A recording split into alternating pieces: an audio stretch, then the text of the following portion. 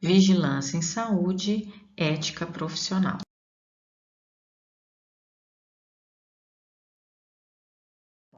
Nesta disciplina, nós vamos estudar a ética profissional. No entanto, antes de nós chegarmos propriamente dito no conceito e na análise, nos estudos de caso relativos à ética profissional, nós precisamos fazer um estudo anterior, né?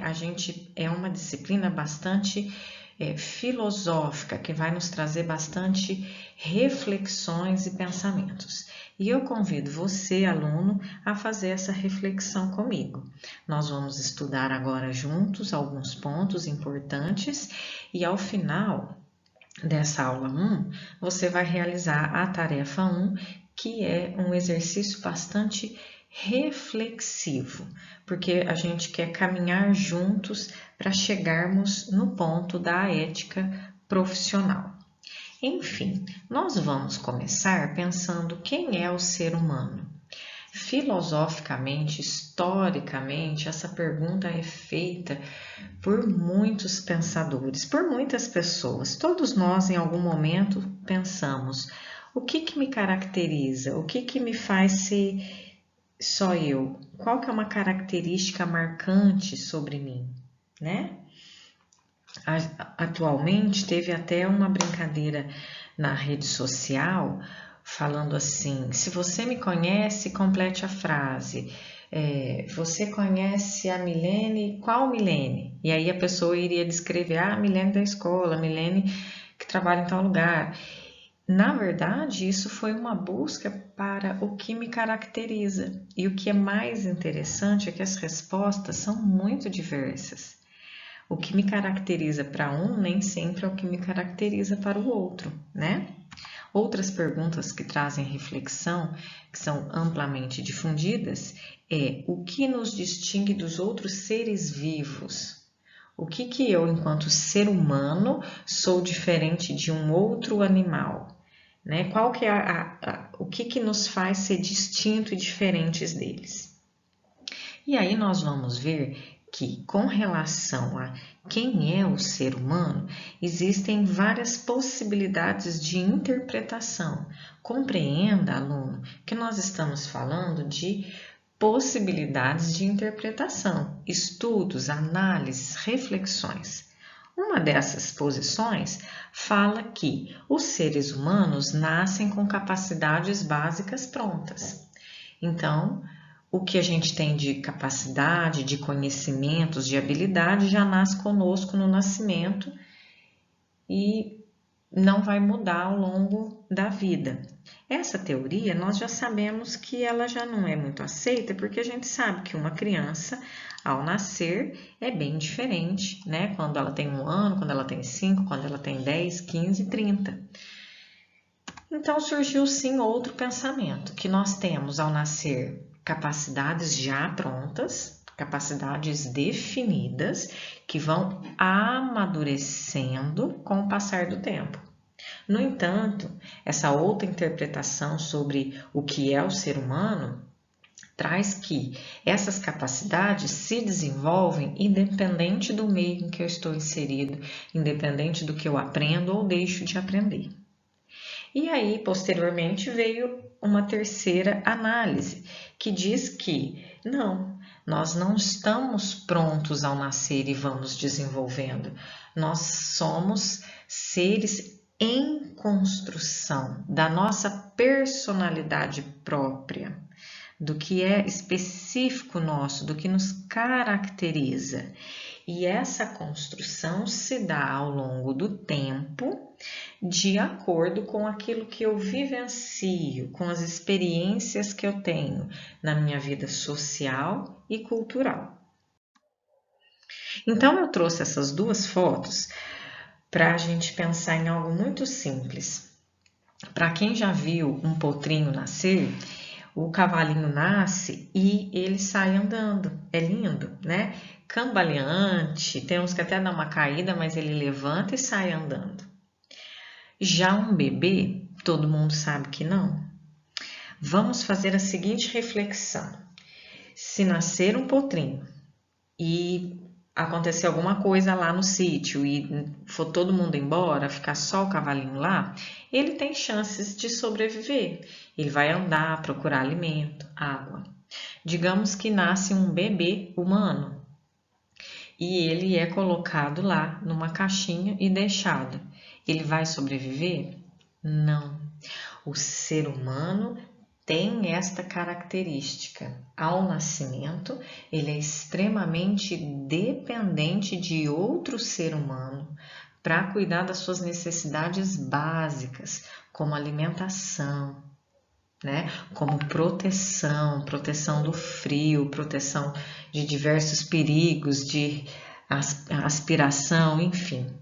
Então, nós já, com essas duas simples imagens, a gente já consegue pensar que a constituição social do ser humano.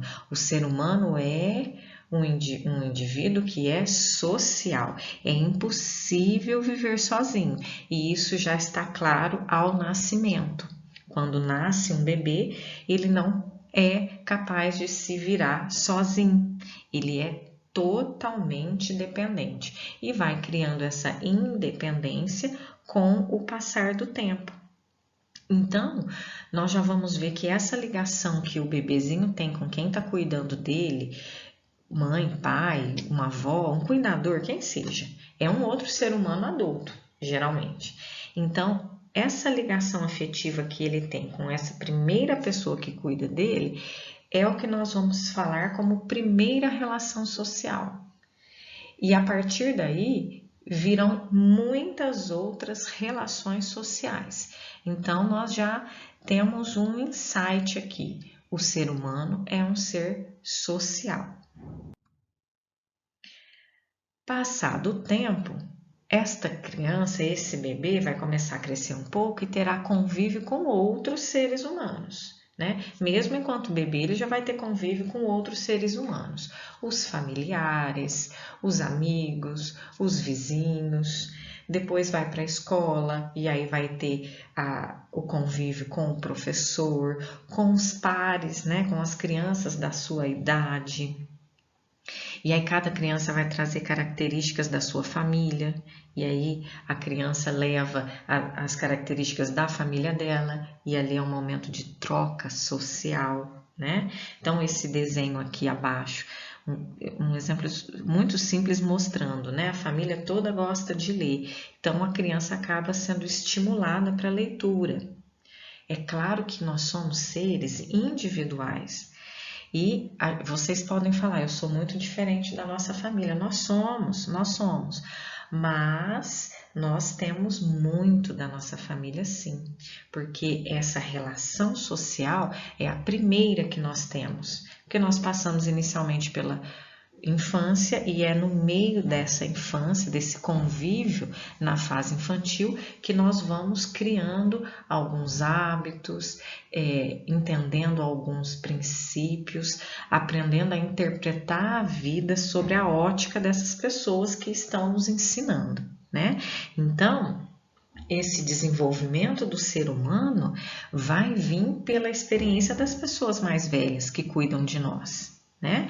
E depois virão com outras pessoas que às vezes são mais velhas ou não. Então, nós concluímos que dessas interações sociais, do fato do ser humano ser um ser social, nós vamos aprender a viver em sociedade. Na sociedade em que eu vivo, o que é aceito? O que eu posso fazer em público que eu vou estar certo ou não? E aí, queridos, nós já temos uma ligação com a questão da ética, porque a ética é justamente esse pesar que nós vamos fazer na nossa balança da nossa consciência se é certo ou errado, mas é certo ou errado de acordo com o quê? De acordo com o que a sociedade aceita. Então, vou dar um exemplo muito simples, mas só para que a gente reflita. Em uma sociedade de nudismo, né, onde as pessoas andam sem roupa, é antiético andar sem roupa? Não, de forma alguma. É uma sociedade que aderiu a essa filosofia de vida de não utilizar roupas. A sociedade que hoje nós estamos inseridas não é esta. A gente pode sair à rua sem roupas? Não podemos, né? Então, veja como a ética, ela pode ser diferente a depender do local onde eu estou inserido, da sociedade onde eu estou inserida. Existem situações extremas que geralmente são éticos ou antiéticos em qualquer lugar, mas existem uma numerosa variedade de situações que em uma sociedade é ética, na outra é totalmente antiético, né? Então, nós vamos conseguir entender que desta nosso convívio, nessa aula de hoje que nós estamos aprendendo sobre o que é o ser humano e nós estamos entendendo que o ser humano é um ser social, nós já tiramos um grande aprendizado de que se somos seres sociais, viver em sociedade nos faz refletir o que essa sociedade permite como aceito, o que essa sociedade não permite como aceito. E isso já vai me levar às questões éticas. Então, nós temos grandes coisas para pensar sobre a psicologia sociohistórica. Ela traz para nós que o ser humano é um ser social, como nós já concluímos na nossa reflexão. Então, desde o nascimento existem diversas interações com outros seres e esta vida social, junto com as nossas necessidades e nossos desejos, vão nos levando a essa alternância entre dar e receber, ensinar e aprender, mas somos seres sociais. A psicologia sociohistórica também traz que o ser humano é um ser ativo e histórico. É ativo porque nós somos sociais, mas nós não somos só influenciados, nós também influenciamos. Nós também levamos a nossa forma de interpretar a vida para o outro e ele vai utilizar aquilo na sua constituição, da sua subjetividade também. Então, não somos seres passivos, nós também somos seres ativos e históricos, porque nós aprendemos, por exemplo, esse contexto do que a sociedade permite ou não, isso é algo histórico, isso é o que a humanidade vem carregando. E nós temos as nossas capacidades superiores. Isso responde àquela primeira pergunta que nos diferencia dos outros seres vivos. Nós temos capacidades de desenvolver a nossa consciência, de fazer reflexões, autoanálises, pensamentos mais concretos, elaborar linguagens, desenvolver, elaborar trabalhos, instrumentos de trabalhos. Então, são as nossas capacidades superiores que vão sendo desenvolvidas que nos diferenciam dos demais seres vivos. Então, vocês que estão se formando enquanto técnicos em vigilância em saúde serão profissionais da área da saúde. Cada um é diferente um do outro, por todo o contexto que já viveu, mas temos características comuns. Estamos estudando algo em comum para ampliar o nosso olhar e nos trazer capacidades de trabalhar enquanto técnico em vigilância em saúde. O que nós esperamos? Que a gente associe essas nossas características individuais que nos diferenciam, mais as nossas características comuns, para que sejamos sujeitos ativos e reflexivos. Trago uma importante reflexão para nós. Precisamos ser seres ativos, proativos, não podemos ver a vida passar e não ser protagonista da nossa própria vida, não ser aquele que toma as decisões, as próprias escolhas. E reflexivos, pense bem sobre quando nós sofremos qualquer coisa, nós nunca podemos reagir. A reação está ligada com o instinto. Nós vamos parar, nós vamos refletir, vamos pensar o que é certo, o que é errado, o que aconteceu, como que eu faço, e a partir daí eu tenho uma ação. Então, eu sou um ser ativo que reflete e tem uma ação coordenada e não reações, né? Se a pessoa é grossa comigo, eu sou grossa também, né? Então, não é assim, né? Nós somos seres ativos e precisamos ser reflexivos para que a gente atue na sociedade de forma positiva.